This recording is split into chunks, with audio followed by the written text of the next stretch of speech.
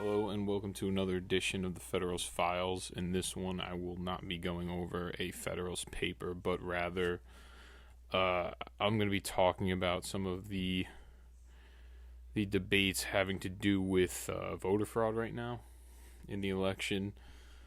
The media, if you look up online voter fraud, it is all these different fact-checking sites ran by different enterprises with different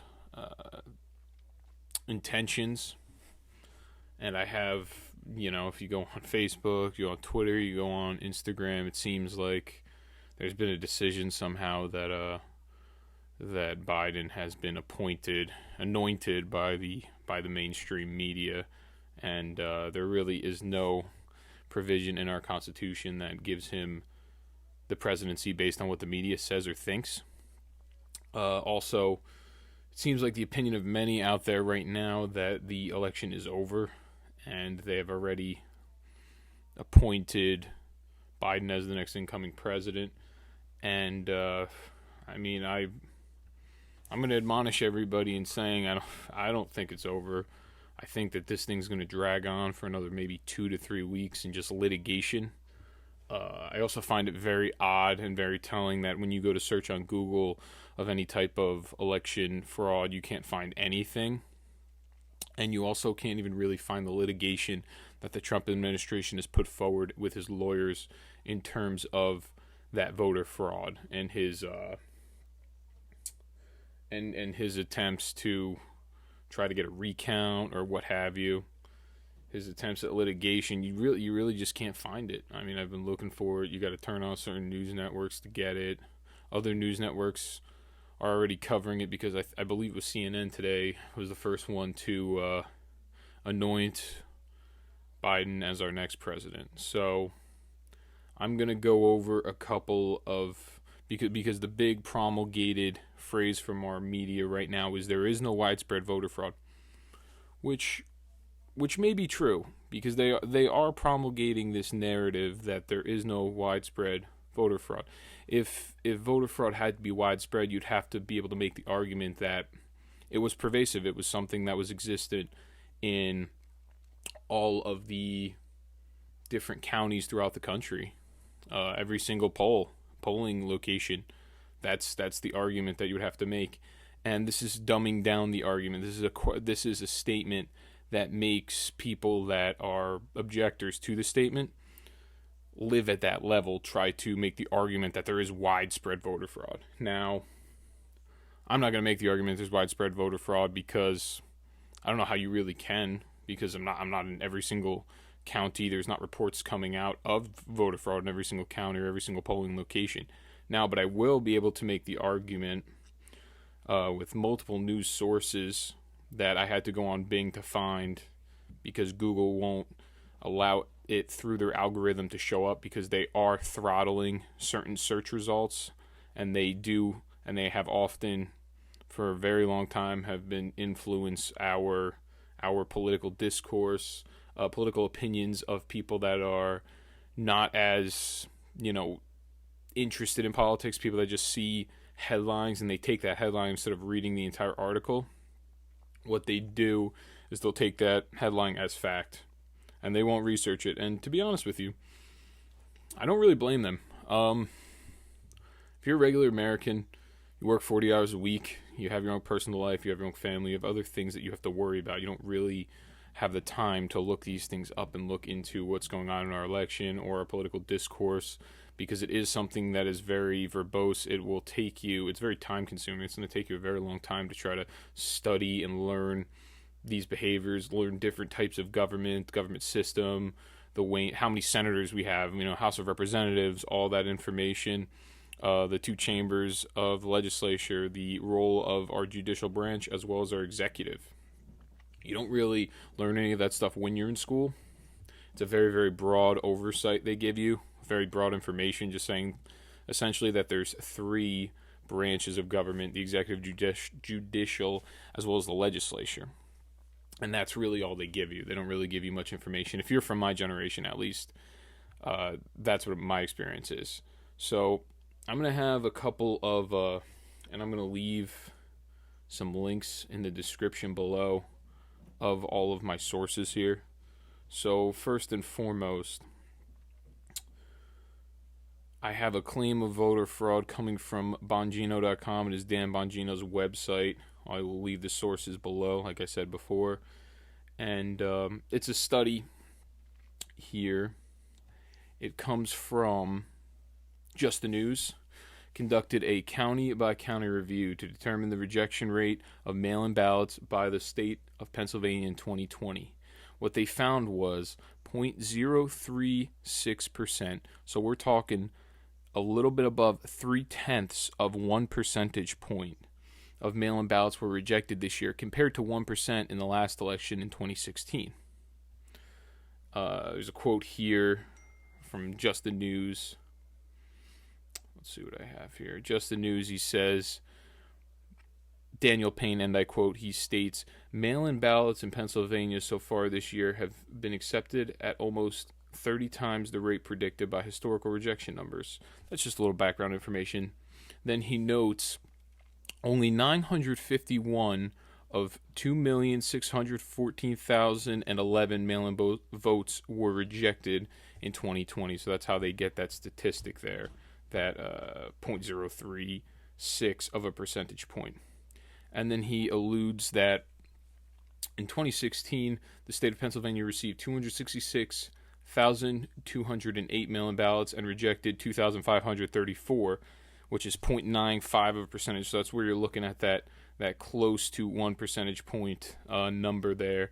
So in the last election that they had in 2016, they had a much smaller margin, about 10 times less mail-in ballots to begin with. And then on top of that, you're looking at a more than double rejection rate, almost triple. So you're looking at about 2.5% increased rejection rate. Now he explains that if we apply this rate to the number of mail-in ballots received by the state this year, we would expect approximately 25,000 to be rejected. Instead, only there were 951 denied. So he begs the question here: why is it that are you saying that somehow Americans have gotten smarter in these 4 years in how to fill out their ballots, and are you making that statement right now that they now somehow don't have the same failure rate? And this is now he's saying, so this increase is about a 24,000 vote increase that's going to be going on in Pennsylvania here, because if you think about that number, 25,000 minus that 900, it's 24,000. It'll be 24,000 extra votes that were casted that would have been thrown out if, that number was consistent, which usually throughout the years, human nature is always the same. So it's always that number will generally be within the standard deviation, which is a statistical term. It'll be somewhat close. So then next here, what I got, it's going to be the WashingtonTimes.com, and they are citing the Judicial Watch. And this here is pretty damning. Judicial Watch finds 1.8 million ghost voters in 29 states, warns of dirty elections. And the study found that there was an excess of ghost voters, highlights the recklessness of mailing blindly ballots and ballot applications to voter registration lists. Dirty voting rolls can mean dirty elections, which is the writer at the Mr. Fitton over at the Judicial Watch. So some of these cases, excesses ran as high as 187% in Texas, 177% in New Mexico, and 171% in South Dakota.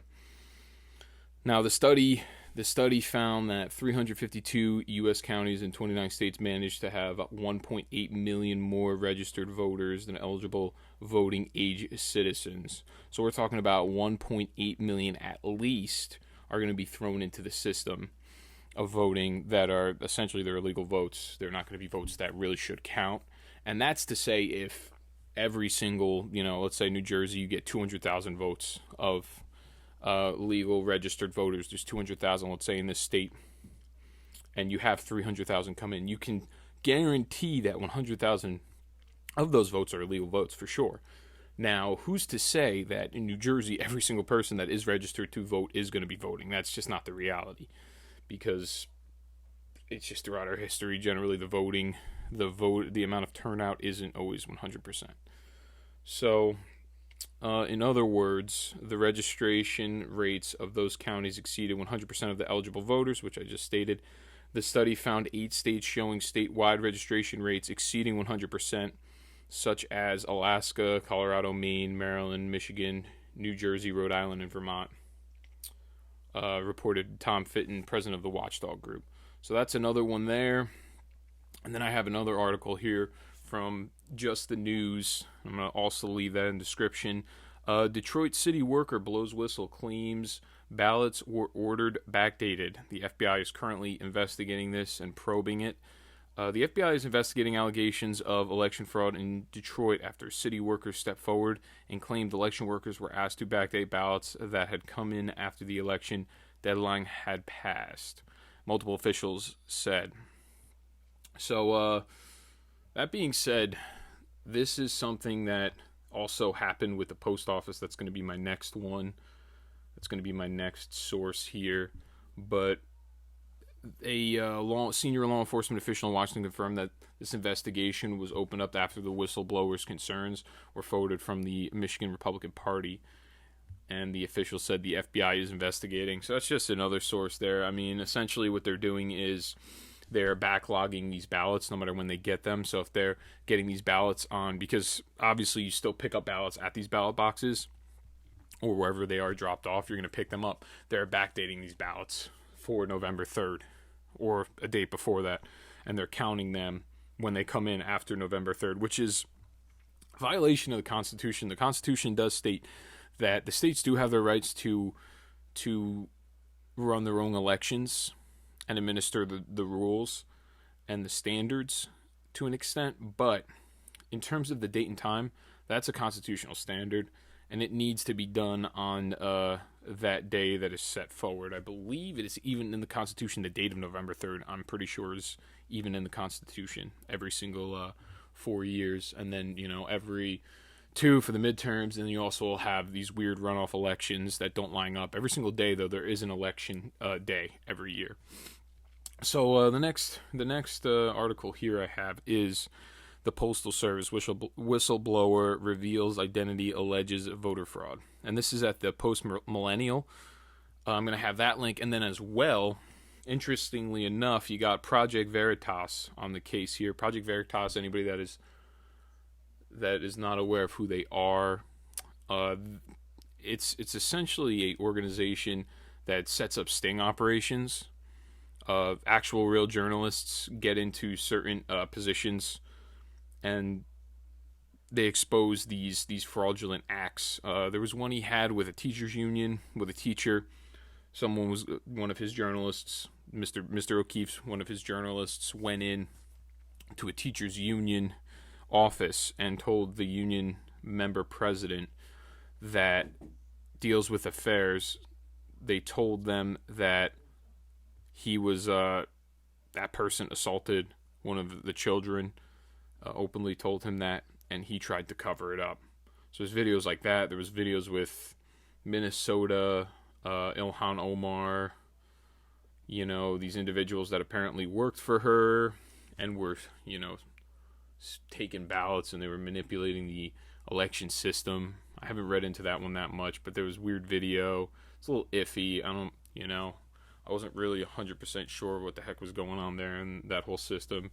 And then he has a video that I'm also going to leave up on his Twitter, and it's a video of him talking to the whistleblower that works for the United States Postal Service.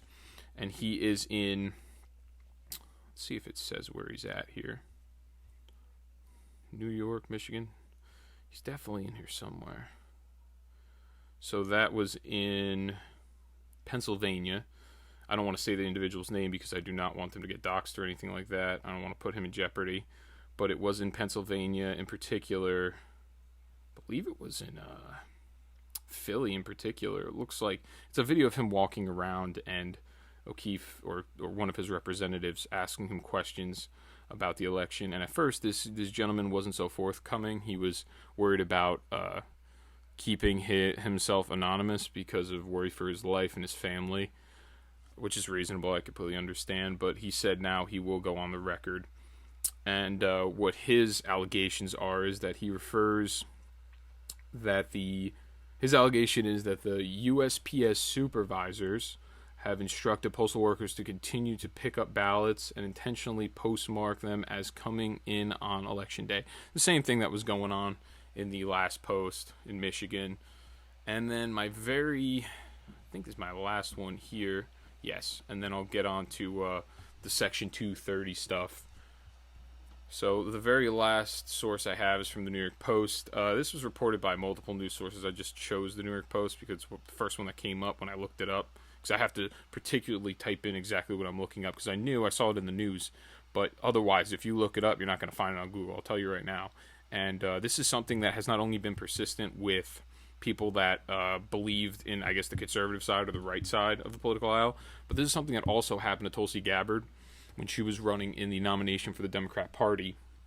She was having the same issue on YouTube. If you looked her up, they were not throttling her in the search results. So if you looked her up on YouTube, you could not find anything about her or her campaign, in particular her name. This was something that was exposed by Steven Crowder. You could probably find it on YouTube if you really, really want to. But so this is not something that is only happening to the right, although it does happen to the right much more than it happens to the left. And there's a lot of liberals that would be very willing to agree with this. I know Tim Pool being one of them. He's a big podcaster. He's very popular, libertarian, liberal.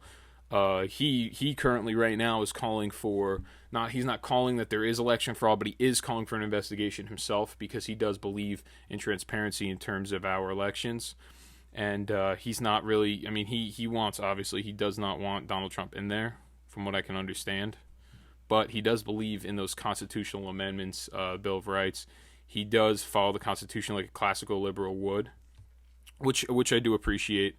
There are still people that do believe in those standards, and they're much more our friends than people that don't believe in any standards at all. Now, this last article from the New York Post is a claim in Michigan that there's a software issue that undercounted Trump's votes. So they found that in a press conference on Friday, they announced in Antrim County, ballots were counted for Democrats that were meant for Republicans, causing a 6,000 vote swing. A clerk came forward and said there was an issue with the tabulating software, apparently, that counted up these votes.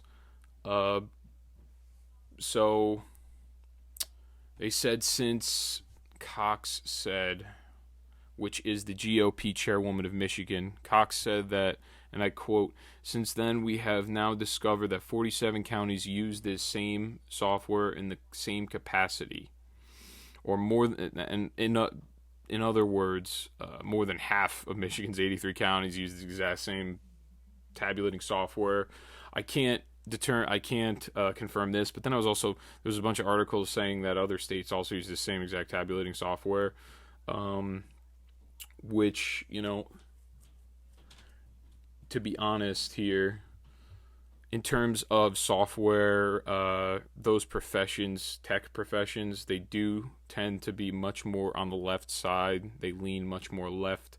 Obviously, everything that goes on with Twitter, YouTube, Facebook, Instagram, which is owned by Facebook, it's a subsidiary. You do have that left lean, and it is very obvious to anyone that's paying attention or on the other side. You see what's going on with Twitter, where they will not exalt anyone that I even am subscribed to. You will not see any of their stuff. It's blocked out. It won't show up on your feed. And then even when the president puts stuff up, they're doing things to shut him down. You can't view what's going on when he puts stuff up on Twitter. Sometimes you'll have issues with retweeting. With the New York Post, the Twitter wouldn't even allow them to post this stuff about Hunter Biden, which some viewers may be completely unaware of what's going on. But Hunter Biden, he left his laptop at a laptop repair shop in Delaware, and he never came to pick it back up. And after so many days, by law in the state of Delaware, that now becomes, I think it's a 90-day period, now becomes the property of that owner that is running that shop. So he went and looked through these photos and all the information on there. So he calls up the FBI. FBI ends up picking up, I guess, the software. They've held it for months now. They've known about what's going on, and this information didn't release until just a week before the election. But the information was, you got many photos, apparently child pornography on there. That has not come into the mainstream pictures, obviously, because of laws pertaining to that. There's not supposed to be child pornography on the internet, thank God. And there's pictures of him smoking a crack pipe because he was known as an addict, and which, I'm not going to sit here and shame anybody from being addicted to something. I mean, it is what it is. I hope everybody can get over whatever issues they have. I'm all about self-betterment myself, but then they found a bunch of emails. They found text messages where Hunter Biden was messaging other people that were in his group, talking about, how he's going to give the big man 50% of his salary, and they're setting up all these deals in China, and the big man, apparently, from what reports indicate, is supposed to be Joe Biden. So Joe Biden was making money off of deals with his son, using his influence as the vice president during the Obama presidency to make deals with his son and make millions of dollars off of the American people's backs. Because what's going on in this situation is they're essentially lobbying, they're buying influence, they're buying his influence. And then on top of that, you got to understand, if they're buying his influence, they may have other information on Joe Biden that is very damning. So he may be in the pocket of the Chinese government in certain ways where they can threaten him and blackmail him. Anyone that is aware of what goes on in the intelligence agencies, if you went to school for any type of national security or intelligence, which I wouldn't assume that the regular viewer has, there are many types of scenarios of blackmail where years ago it was very frowned upon to be a homosexual, where some agents, special agents, would be caught, would pretty much be entrapped into having sex with a man when they were actually secretly gay, but they didn't want to come out with it, and then that would be used against them for blackmail because they didn't want to admit it, because let's say they were married with a wife at home. So that's not an unusual scenario that they could somehow have some sort of information. We have no idea what kind of information China has on him, but we do know from what we've seen here that his son had relationship with China, and according to him, and according to that, I believe his name is Bobolinsky or what have you. He's the business partner of Hunter Biden. They've been trying to tear him down in the media and try to invalidate him with personal attacks, which seems like they do with a lot of people that disagree with them. And, Joe Biden was getting money from China, from what it seems like. I mean, there's not going to be... I'd love to see an investigation. I would love to. So I do believe in the presumption of innocence. So I'm not saying he's guilty. I'm not saying that he should be thrown in prison. I do believe in that he... just that is something that is just persistent in our political system. It is something that's very important. It's very significant, that presumption of innocence. So I'm not saying the guy, it's allegations as far as I'm concerned right now. Now, I don't know what's going to end up happening. I'd love to see an investigation, but I do not think that it will happen in a Biden presidency. That will be swept right under the rug with no issue. So what I got here is next, and this is kind of pertinent to what I've been talking about this entire time, because last night I posted a picture. I'm not allowed to advertise any of my podcasts. I have not been allowed to. At first, when I went to, it was giving me the okay on Facebook, the thumbs up. And then afterwards, I got an email saying you can't because it's political, which is kind of weird because my very first podcast that I tried to advertise for was not a political podcast. It was just stating what the Federalist Papers were and analyzing and summarizing the very first paper. And I will admit that I did put it out to be aimed towards a political audience. Now, what my question is I've put up my podcast in terms of political, in terms of Federalist Papers is not political. It's generally, I go out there and I give you exactly what they say, and then I expound upon it from what my view is, because a lot of these papers, they use old-time English, and they're kind of hard to understand and comprehend, which is the reason I have this podcast. And I'm going to be coming out with the book as soon as that copyright passes through. It's all written. It's not long. It's going to be about 90-something pages. The regular Federalist Papers, if you buy it, it's about 400 pages, so I'm talking about a quarter cut. It's going to be written in regular English. It's not going to be hard for you to understand or comprehend. I will be taking quotes just like I do here, and then I will, explain those quotes. It's gonna be a nice read, and I think I'm gonna put it on Kindle. From what I understand right now, I think it's gonna be Kindle at 99 cents a piece. So it's gonna be cheap. What my main objective is truly with this right now. It's hey, I love to be able to quit my day job and just do this all the time. Talk about our system, our political system, our Constitution, and the ideals therein, and the principles and the core values of this country, and history, because I like history as well. But what I want to do is I really just want to inform people. I want people to be I don't even care where you line up politically on the left or the right, but I want you to know that there was this Constitution with these founding principles, and it seems like a lot of our politicians on both sides, I don't really discriminate on both sides, they don't really follow this Constitution. They don't follow those founding principles a lot of the time. So that's really why I do this, because I'd like to see more people more educated. And I hate to use the word educated because it's that simple phrase that everyone uses. Oh, educated, you got to be educated. I want my kid to get an education. I want them to go to college. Going to college doesn't necessarily mean that you're educated. I like to use the word well-read, because educated to me is almost like a negative connotation at this point, because all these people that go to college, you get out, you have no idea what the heck's going on. You have no clue. So it doesn't make you any more intelligent than anybody else. So you can go to college for 4 years, or you can go work for picking up garbage for 4 years. My own grandfather was a garbage man. He was one of the most intelligent guys, from what I've heard from my father. He knew he knew stats. He was very well read. He knew what he was talking about. Everything. If he was going to open his mouth to talk about it, he was very well informed. So I really like to use educated, but I'd like people to just go out there and read and try to understand what's going on, really. And if they decide to reject those principles, that's fine. I have no problem with that. I would just like them to know that there is another side. And it seems like right now, with what's going on social media from people that are my age, they must believe there's no other side. There's only this one way of thinking. And there's a 50-50 vote in this country, or close to that. 50% of people feel this way, 50% of the people feel this way, but only 1%, the other side, only they get all the news, they get all the coverage. So that's really what I'm here for.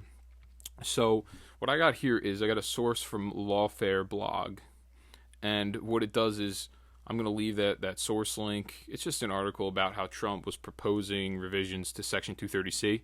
Section 230 is part of the I don't remember exactly the act, but what it does is Section 230, it defends these social media companies, which is in part a good thing. It defends them from people that go on their site and will say obscene things or what have you, because they technically are not considered a publisher. They're considered like a platform. So because it's a platform, it's like if I stand in the middle of the city and I'm just talking smack the whole time, it's kind of covered under freedom of speech doing that. It's covered under freedom of speech. So for these social media companies, the reason for this Section 230 to begin with. The reason they had this was to protect them from liability from people suing them civilly, saying, oh, this person said something that was very nasty to me and rude, and I'm going to sue you guys because you allowed them to say it. Now, that's something that I have no issue with. We should protect those avenues because I think it's the best way to provide discourse amongst differing views or dissenting opinions. I think that there should be no shutdown of speech unless if it calls for acts of violence or threats of violence. Now, these social media platforms have been shutting down speech, and that do not pertain to those two things, acts of violence or threats of violence, calls for violence.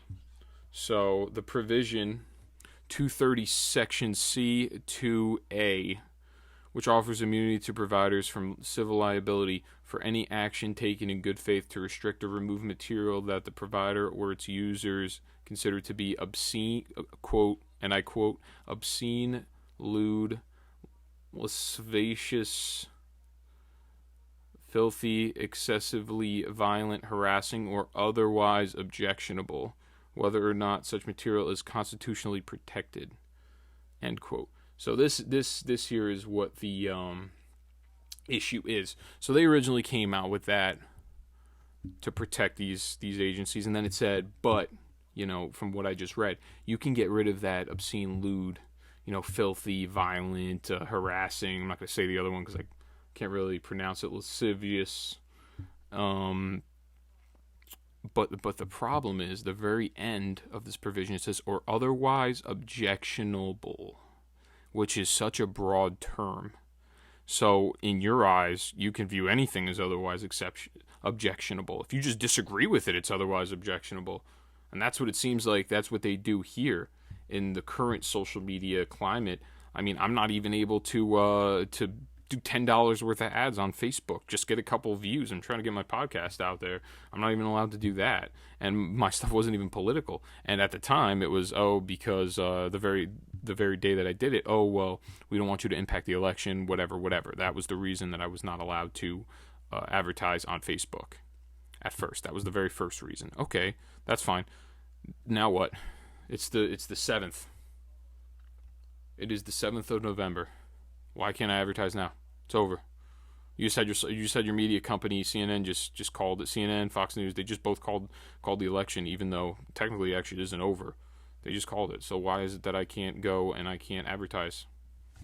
So that's a huge issue right now. And anyone that